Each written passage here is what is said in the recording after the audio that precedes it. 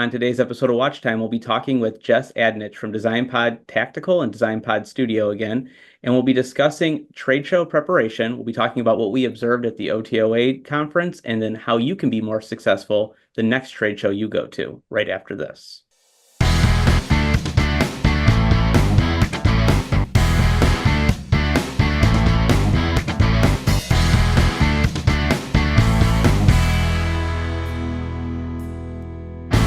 Welcome back to Watch Time, everybody. And today I am joined by Jess Adanich again from DesignPod Studio and DesignPod Tactical. Hey, Jess, Hi, thanks for coming on. of course. Thank you so much for having me again. I'm happy to be here.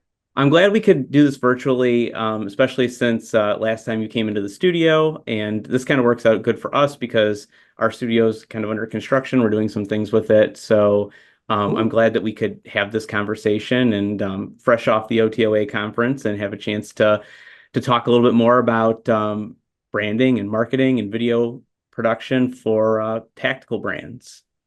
yeah, no, that sounds great. It's super convenient because you're in Ohio, I'm in Florida, so it works out really well.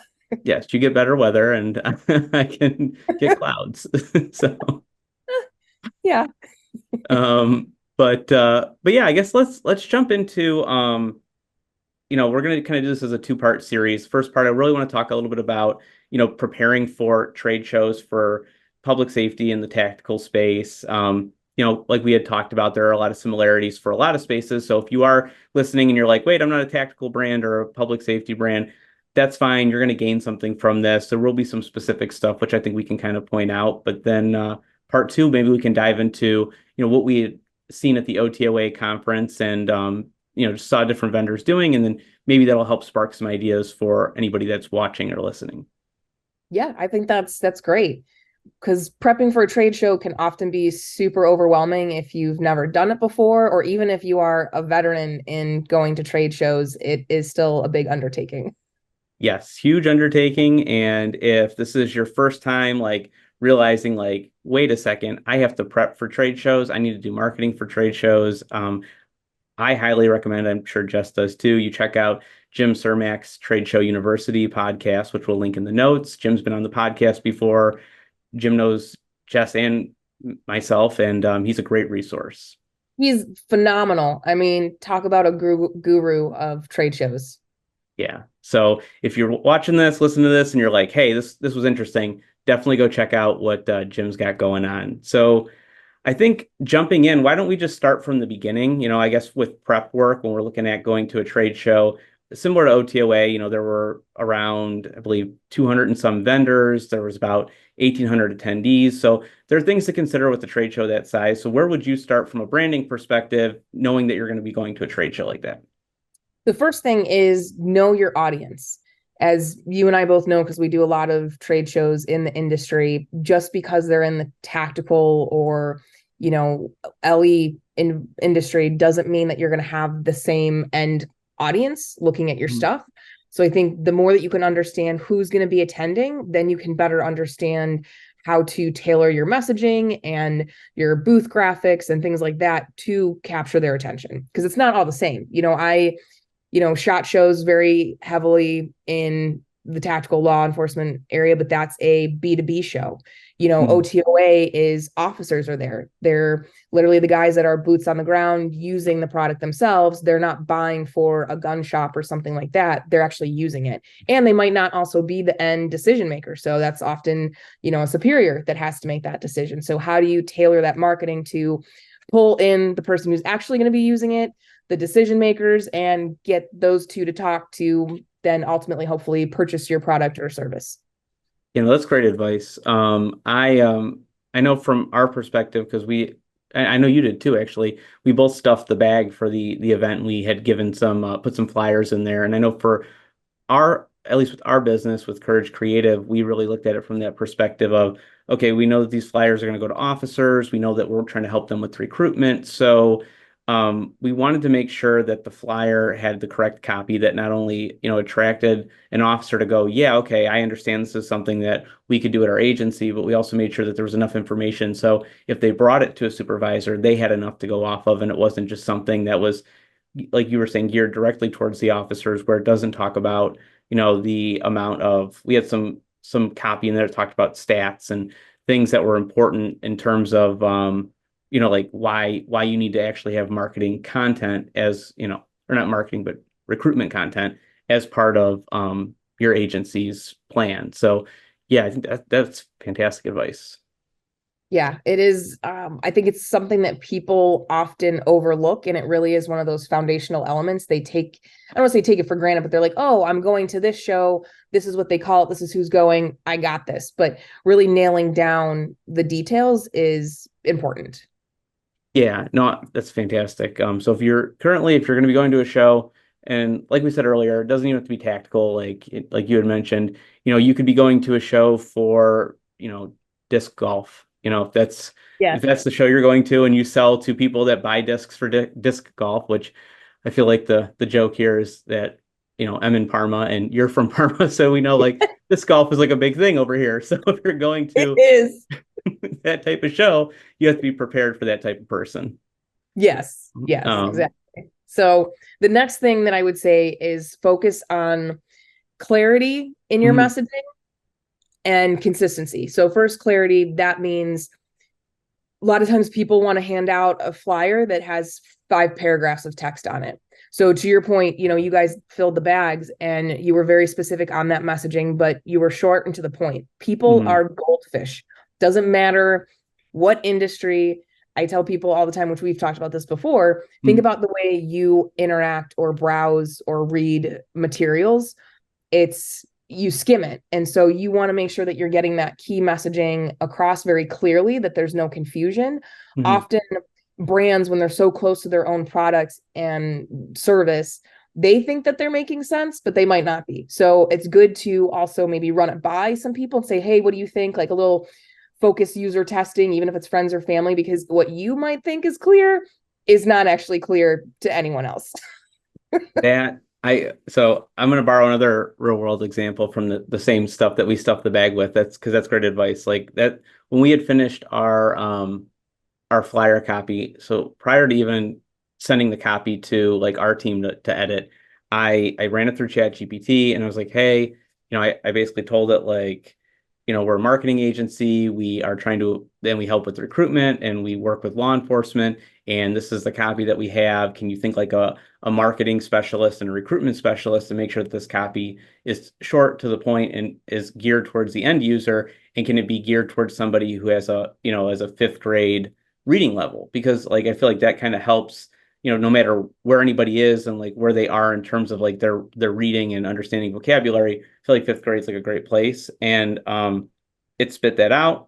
We included that into our actual flyer. And then I actually sent that to Tim Eliopoulos with OTOA, and he's a cop full time. And I was like, hey, can you look at this and just tell me like, would this make sense to a cop? And he gave me some good feedback and we incorporated that. Originally, we had our pricing on there, like we had some like starting at prices, and Tim gave me some great feedback. He goes, I wouldn't put that on there because depending on who's looking at it, going back to like the knowing your audience, he goes, an officer might not know what they spend on recruitment, so they may think this is a deal, or maybe they think it's not a deal. He's like, and really, it's the supervisor who's got to make that decision. He goes, and since there's a variety of things that we could potentially do for them, he goes, I would just give them the things you can do, and then let that agency contact you, and you can help tailor that type of content and then the pricing to what they need. And I was like, that's great advice. So Yeah. um, No, that's definitely. super spot on because then I think that's a good example of you can be so focused on getting one point across, but not realize that you're missing kind of half of the story or that what you're explaining is being taken the wrong way. I just had a project that I was working on for one of my other companies, and I had someone review it, and he's like, Jess, there's all these elements that like you didn't think about this market reading it, and I was like, oh crap, I didn't like, and I know that stuff. Like I knew everything he was saying was correct and spot on, but I was so focused on making sure that it looked good and that all the Mhm. different points I wanted to hit that it just didn't even register in my brain. Yeah. Well, I mean, that goes back to the conversation that I think you and I've had. I don't know if it was on the last podcast or just last time I saw you at the conference, but the collaboration piece, like working collaboratively, whether that be with a team, whether that be with your client, whether that be with, somebody from the industry that you can, send something to and get some feedback from. I feel like that collaboration is what really, in my opinion, sets projects apart from being, they're okay to, wow, this person really just hit it out of the park and this is working great for us. And I think that a lot of times when people are the professional, they don't they're not necessarily sharing it. They just want to be like, well, I'm the professional, so I need to know. But I do think like there's nothing wrong. Like, you had your client look it over and they go, I think we need to do this, because they're the person that you're working for. They're the subject matter expert, I guess, when you look at it from that perspective. Yeah. And that's us as creatives. We're trying to learn from them and then like help shape their messaging. Yes. Yeah. And when you get feedback, I think another crucial point is not to take it personal. Mm-hmm. This, like you and I have talked before, this industry has, creatively and even in the tactical, some very big personas and characters. And sometimes people aren't able to hear, hey, this message is not correct or it's not coming across. That's not a personal thing. Like, take Yeah. critical feedback as a positive thing because they are trying to help you. Yeah. And it doesn't mean that you don't know your brand enough, you don't need your products enough. It just means that sometimes you have too much on the brain and you're overthinking things. Yeah. Yeah, and you can get too attached, like for sure. Like I Yes. feel like we've definitely had that with videos that we've created. I'd say it happens. I mean, it's happened with client videos, but it happens a lot with our in-house stuff because we're so attached to our in-house stuff because we are the client and we're the creative team and it's like, and we are trying to attract the end user. And I feel like that's one of the things that we often do whenever we're creating like testimonials or, whether even like animated explainer videos for ourselves, like sending it to like clients being like, hey, does this make sense to you? Like, and I feel like we've gotten some awesome feedback from clients, especially knowing that like that's who we're trying to attract. They're like, I don't Yeah. understand what you're trying to say here. Like, okay, good. Glad we spent a ton of Yeah. time on that. Let's adjust it. Yeah. Yeah. No, Mm. that's super, super important. So going back to Yeah. consistency, Yes. that's another big thing that you might, as the company, think that you're being redundant, but Hmm. that is the way that people are going to remember you and think of you, right? It's Hmm. seeing your logo multiple places, the same colors, the same fonts. And we've talked about this before, but that goes from everything from the flyer that goes in the bag to the t-shirts that your team's wearing, having that logo on there, a tablecloth or a table runner that has those visuals, backdrops, pop-ups, swag items. Everything should be so button up, consistent. It's ridiculous because that's where success comes in. So don't use last year's logo with this year's flyers with the new logo on it. Correct. Correct. Just invest in new things because you're going to confuse the end consumer. They might even think that you're two totally different companies because I've seen that. They're like, well, we have some stuff left over. We'll use it. And we have these backdrops, but we're going to launch this new logo. No, just the damage. And I just said this to a client the other day because he's pivoting his company Mm-hmm. and because what they're doing right now isn't working. Mm-hmm. And he's like, well, the window graphics are going to be they're so expensive to do. And I said, I understand that that's going to be expensive to reprint them, but think about the expense of you bleeding money right now at people getting to your doorstep, but then getting there and the messaging's Mm-hmm. wrong and they're walking away. That's Yeah. even more expensive than window graphics. And he was like, agreed. I So yeah, I feel like there's so many people and this is not trade show related. So I mean it can be, but like I just feel like there's so many people that really underestimate the importance of good branding. Like, yeah. it's so true. Um I, it's as I'm struggling for words because it is, it can literally make or break a business. Hmm. And it's better to do it right in the beginning than get down the path where you have all your trade show assets done, you have the vehicles wrapped, the shirts, the hats, and then you're like, well, we have to redo everything. I don't want to do that. Just Yeah. do it right in the beginning. The amount of people and companies are like, yeah, I did this on Fiverr.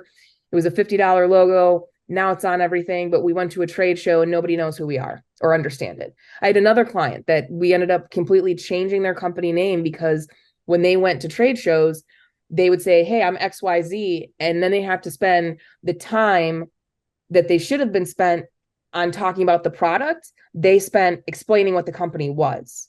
Mm-hmm. And I think that that's important, that when people walk by your trade show booth, that within a few seconds, they understand who you are, what they're selling, and do they want to talk to you? Because it's about quality leads, not quantity.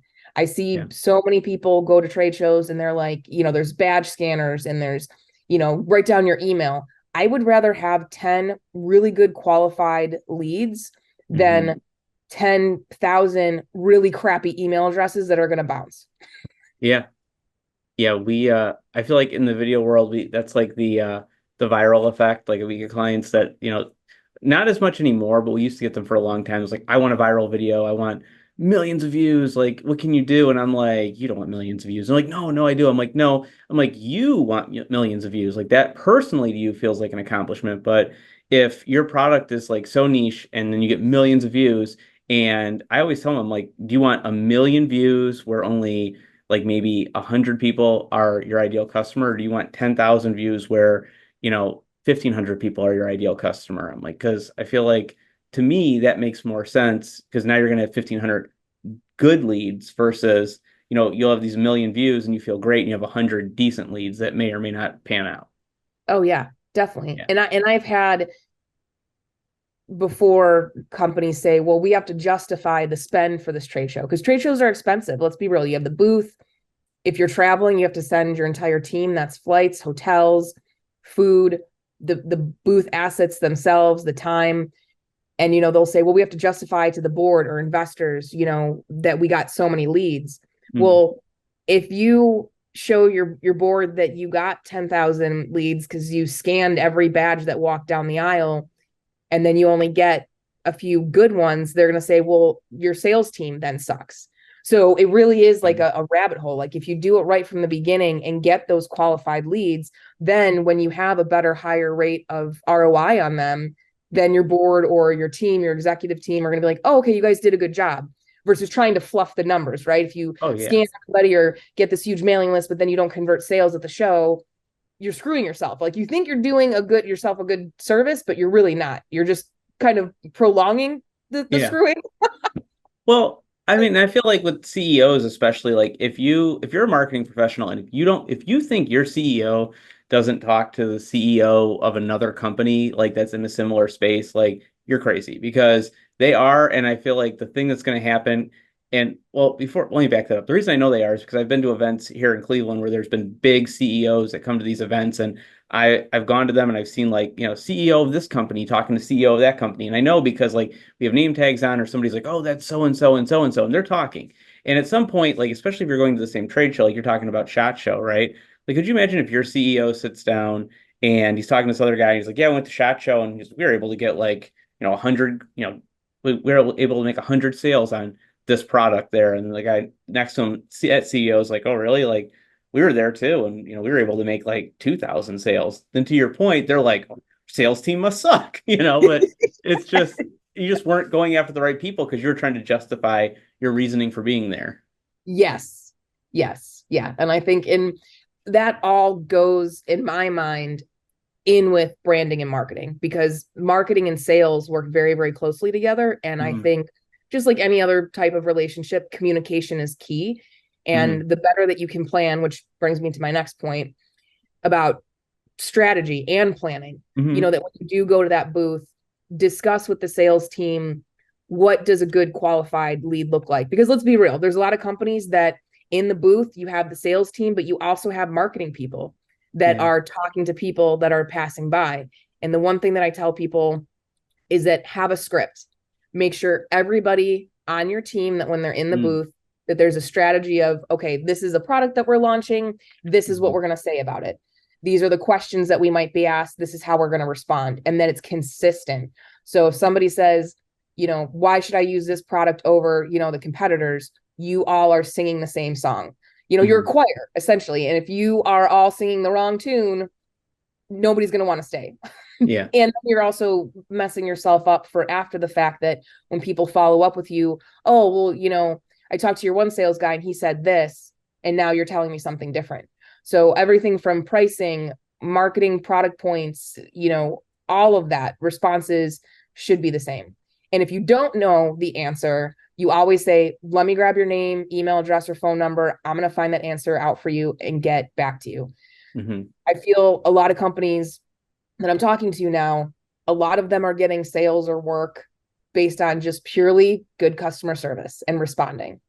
And if you Imagine have that. people in your booth also that are not smiling or happy, and for goodness sake, if you're in the booth and people walk by, make eye contact with them. That is a big, it's not a positive point, but it's a big pet peeve of mine that you walk up to a booth and Yeah. they don't engage with you. You never know who's walking up to your booth. They could be wearing flip-flops and shorts and be the richest man in the room. You have no idea. So, Yeah. strategy, communication, and pay attention to those that are engaging in your booth. Oh yeah. I feel like That that's was a lot. Sorry, Bill. no, no. I mean, I feel like that those are all like great piece of advice. I mean, I'm thinking back to OTOA conference, and it's like, to your point, you don't know. Like, you could be selling a big piece of equipment, or you could be trying to sell like, multiple things to agencies. And I feel like with some of these companies, their goal is probably to reach, like an agency like Cleveland or Columbus or Cincinnati or Dayton, these big agencies that have a lot of officers and a lot of end users, and whether it's software products. And you know, with the OTOA conference, it's at Kalahari, so maybe the chief of that big agency is up there that weekend to do something with training, and that not everybody necessarily attends the vendor show. Most people do, but they may attend it in the morning, they may attend it in the afternoon. But like, let's say somebody's there just to attend it for training and they're in the pool and they get out the pool and they're like, you know what, I'm just going to stop down at the show real quick and just see if I can find this person. And to your point, here comes somebody Yeah. walking up, flip-flops, swim trunks, and a t-shirt, and you're like, who's this person? Because they're not wearing the tactical pants and their gun on their side and their polo, and then you brush them off, and next thing you know, like that was the chief of Columbus or something, or the chief of Yes. Cincinnati, and they're gone. Yeah, because you judge them. Yeah. Yeah. I think also to that point, you should also go after the smaller agencies because you never know what can happen. A lot of smaller agencies, they might have more bandwidth to do, you know, educational training videos on YouTube. I had a client a few Yeah. years ago that there was a smaller agency, can't remember where it was, but they didn't have a lot of activity in their city. So they would do a lot of YouTube, training videos of like, hey, this is how we do stuff. One of their videos using this company's product ended up going off the charts. And had they just brushed them off and like, they're small, they're, not really worth it, and you just lost that opportunity. Yeah. No, this is so this is going to be very specific to people selling to public safety, but I talked about this in another episode, but the agency models are so different. And that's something that I don't think people think about is, especially when they're selling to law enforcement, is smaller agencies, they have less staff, but sometimes they have more time on their hands because maybe they don't have as much going on. And they have a greater need to have training tools in-house and do more training. So they may only buy maybe, like 10 training tools, but they may use them consistently. And if you have, they sell a great example. We have a client that sells a training rifle, and if they sell that ammo for it, so that ammo is getting purchased more frequently potentially by them. Like the big city might do one big purchase a year, but that smaller agency may be doing that more consistently. Medium-sized agency. I've worked for a medium-sized agency and a small agency. Small agency, yes, we have a lot of time on our hand if we're slower. I've worked for a busy small agency. We've had very little time on our hands, but then medium-sized agency, they were like very big on training. Like they were like, hey, every quarter we have a huge training day. Everyone goes through training. We do training on shift if we're slow. It's like, oh, Sunday night's slow. Guess what? We're doing training. So to your point, it's like they get discounted because it's like, well, I can't sell to, if I sell to the big city, I can sell to like 1,800 officers. And it's like, and that smaller city only has 90. It's like, well, yeah, but that smaller city may train, to your point, or they may Yeah. utilize it more often because they need that. And So that's it's good almost advice. like the Monopoly board effect, which I Mhm. haven't played Monopoly in forever, but I have like 8 different versions of it with different themes, right? But you could have the strategy of I'm gonna get the highest spots, like which I don't remember what the names of them are, but the Mhm. most expensive to then put hotels and whatever on it. But then you have the person who has a strategy of getting those lower price blocks And the more of them actually could do much more harm in the game of Monopoly or Yeah. benefit. So if you got a bunch of smaller agencies or catered to them, the more people that are going to have your product or hear about your product, agencies talk to each other. Mhm. That's one of the huge things of OTOA is that you have all those officers there. There's events in the evening. They go get dinner, they have a drink, they're talking to one another. And when they're sharing those stories of what happens on their shift or in their town, they're also sharing the products that they use. And that is one of the best sales techniques, is having somebody speak highly of your product and just have it be a verbal testimonial to, hey, this works. And then there, you have that agency looking into it because the guy that they were having a beer with after whatever training Mhm. said it was super good. Yeah, no, that's 100%. I mean, that's where I feel like it's so important to building a relationship with the people that you connect with. Like to your point, even if, you said somebody comes to your booth, you talk to them and they find out like the agency's not going to buy it from you, but maybe that officer is going to buy it from you. And they're like, well, I'll test it out, or even if you just send it to somebody else, hey, I'll give you one. Just let me know what you think, and you give it to the officer. Sometimes that's more valuable than anything else you can do, like you're saying, because they're going to tell other people. I mean, I've seen this where literally, like I just this was like the other day for me. I was just talking to somebody. There's a company here in Cleveland called Her Blueware, and they are uniform pants for women in law enforcement. Phenomenal company. Phenomenal. Like what they're doing is fantastic. Long story short, basically, uniform companies, at least when they started this company, I don't know if it's still consistent to this day. They didn't make a lot of pants for women in law enforcement. They take men's pants and they just adjust the size because there wasn't a market for it. Wasn't as many women in law enforcement. So this company Right. creates pants just for women. So they've got like four different body types and four different styles, and then they like can make it so it actually fits them comfortably. And I was telling that to somebody who had heard of the company but had never been there. And like, yeah, I heard good things, but that I should check them out, but I don't know anything about them. And I literally felt like their salesperson. I was like pitching them, and I'm like, hey, this is why you should go there. And owner's so nice, and like, it's there's two owners, and the one owner is a cop, and like this was all birthed out of like her having this experience, and I explained it, and but it's like, look at that sale, like just because. I went in there and I had to interview them for another project, but like I've never purchased from them. Like, but just like having that conversation with them and seeing the passion they had, I was like, I want other people to buy from you because this is awesome. Yeah. Yeah. Yeah. It's in the same mindset of when they say that the saying of people do business with people that they know, like, and trust. Hmm. Same with products. And you're talking about an industry that when men and women go out to do their job, it could be potentially dangerous. So they're not going to have a crap product. Yeah. They're going to have something that people have vouched for or that they've tested themselves.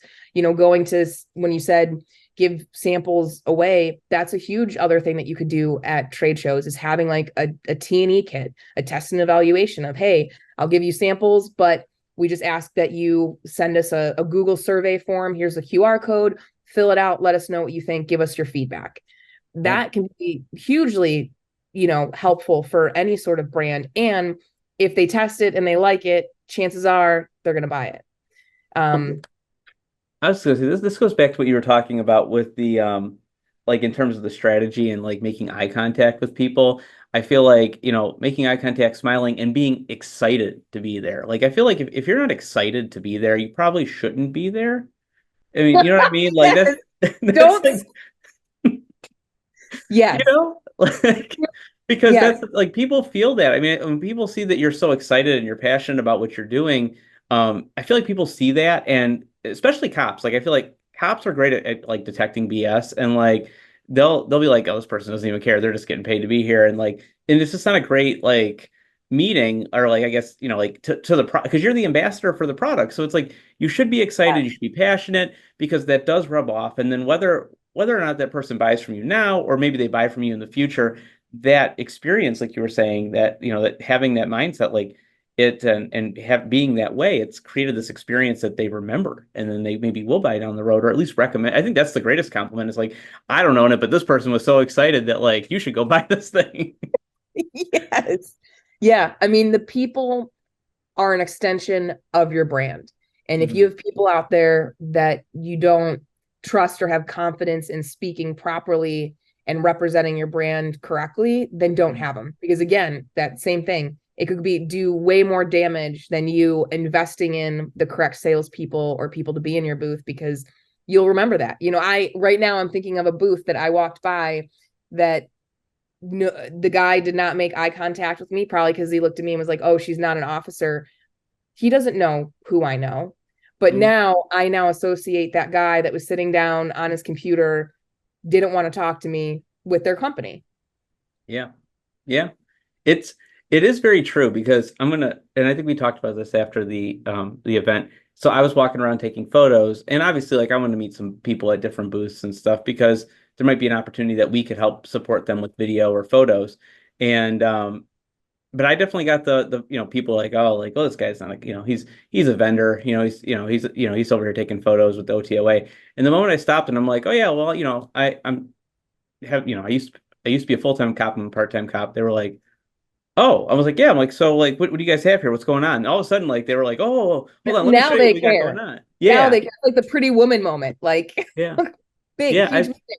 Like, But I mean, that's, and I mean, but then I also met other people at booths where they didn't care. Like I didn't even tell them. I was like, hey, what do you guys have? And they were like, you know, um, great company that I checked out their booth while I was there was Falcon Breaching, and they were super nice. Like I didn't even tell them that I was a part-time cop. I just was like, hey, can you tell me a little bit more about your products? And they were telling me like I was, and it's like I feel like it's a family-owned company and it's a law enforcement-owned company, and they were just like or police officer owned, and they were just like telling me, and then I told them afterwards, I'm like, oh yeah, well, I'm a part-time cop. Like, what do you recommend? And they're like, oh, I would get this, and I still have not bought they recommended this thing called the Shiv. I still haven't bought it. Going to buy it. I've just been busy and I haven't gotten the chance to go to their website, but they were super cool and they didn't care. They're like, yeah, whatever. I'll tell you what I got here. And their stuff was very specific to like, law enforcement, SWAT. I mean, they were selling like little like rams for knocking doors down and stuff like that. So it's like I feel like when you have that, I just got I guess a great feeling from them. So it's like when you have yeah. that thing, you never know who anybody is, to your point. Oh yeah, because people, I think with the word marketing, they assume that it has to always immediately convert to sales. Hmm. And marketing and branding, well, marketing can a lot of times just be brand awareness that takes longer and more touch points to get to that sale, but ultimately is incredibly important. You walked up to them and you could have been a writer for a tactical magazine. You True. know, you have video, like all of those things, by them positively engaging with you. I mean, now you're ultimately going to buy the product, but Yeah. you could do a video for them online. You could write an article, you could do social media posts on it. All of those things are so helpful to a company.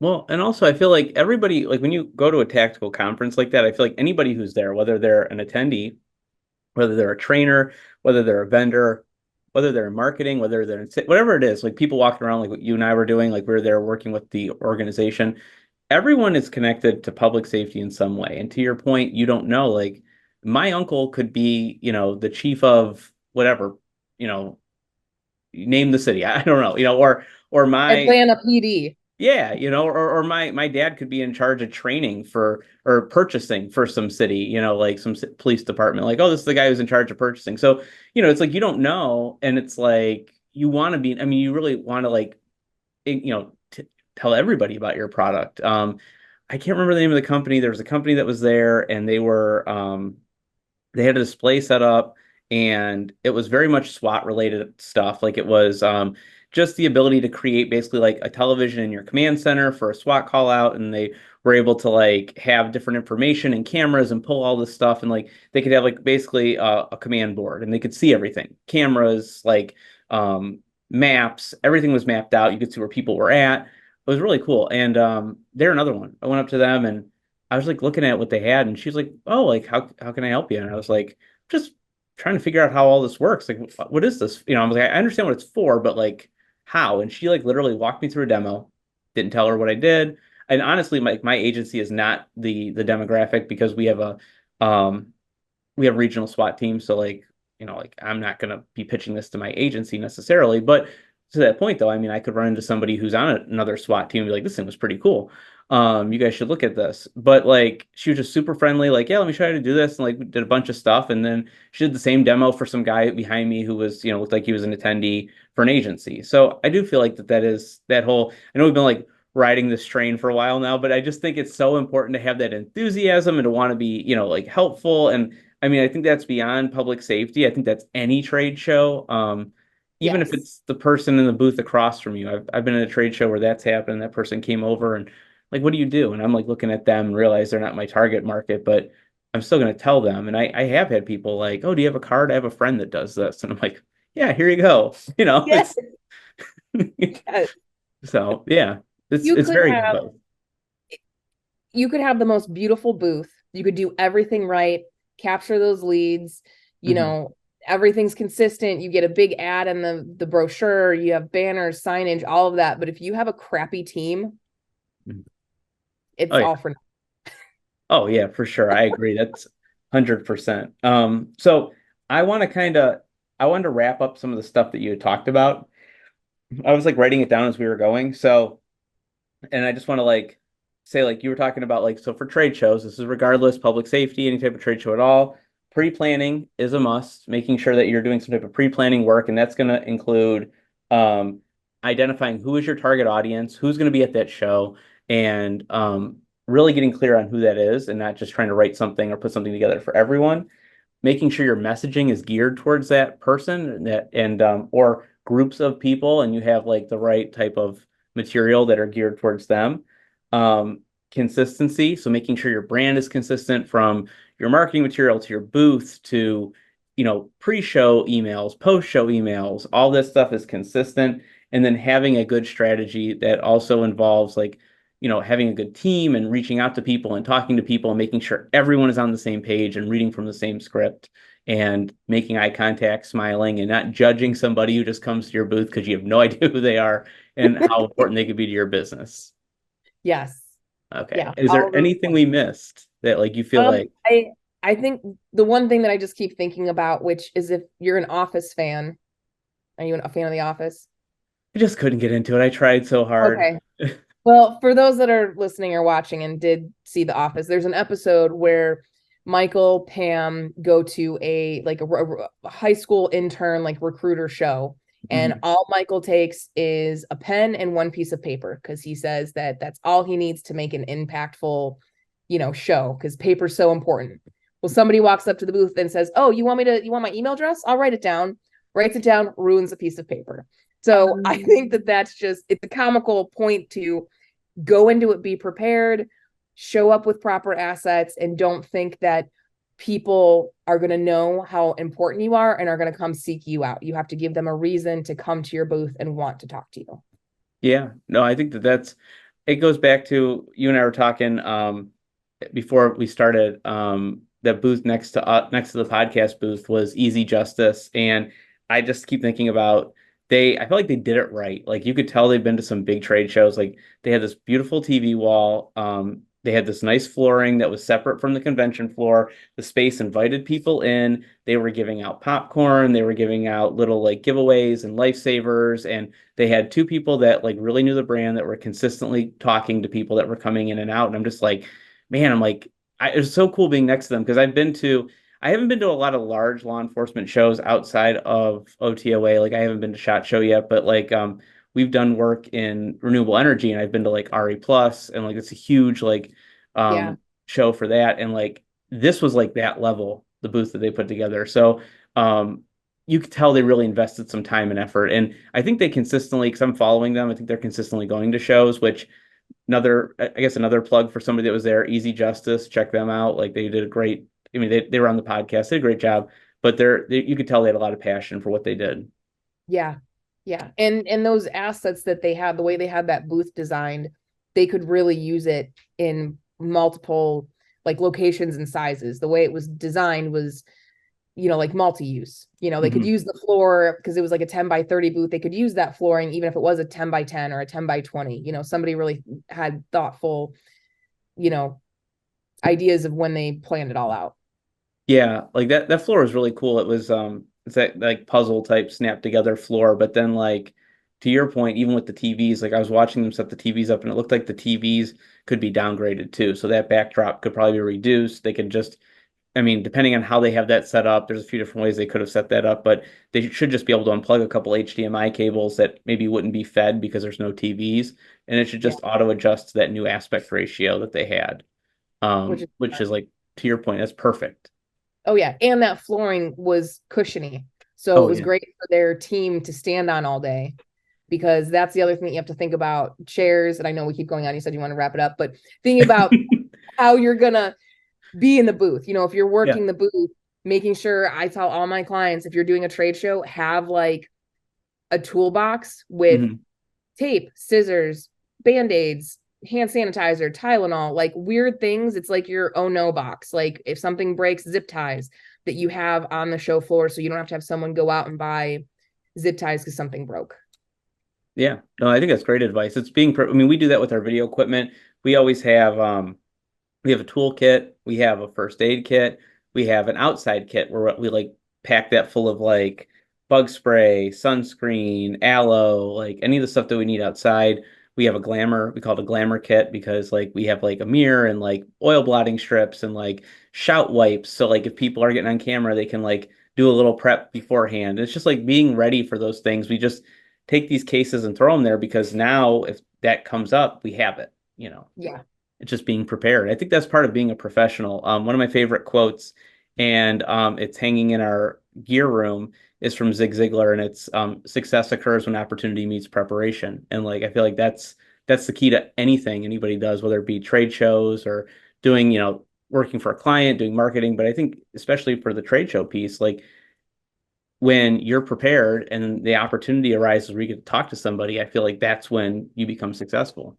Oh yeah. And I feel like that's just a good saying for life, Yeah, true. just existing in general. Yeah, very true. Well, thank you for joining me on this episode, and looking forward to jumping on in part two, which will literally be us jumping back on. But for everybody watching and listening, that'll be next week. And if anybody wants to learn a little bit more about you, Jess, I know you've been on before in the past, but where can they go? How can they find you and get in contact with you?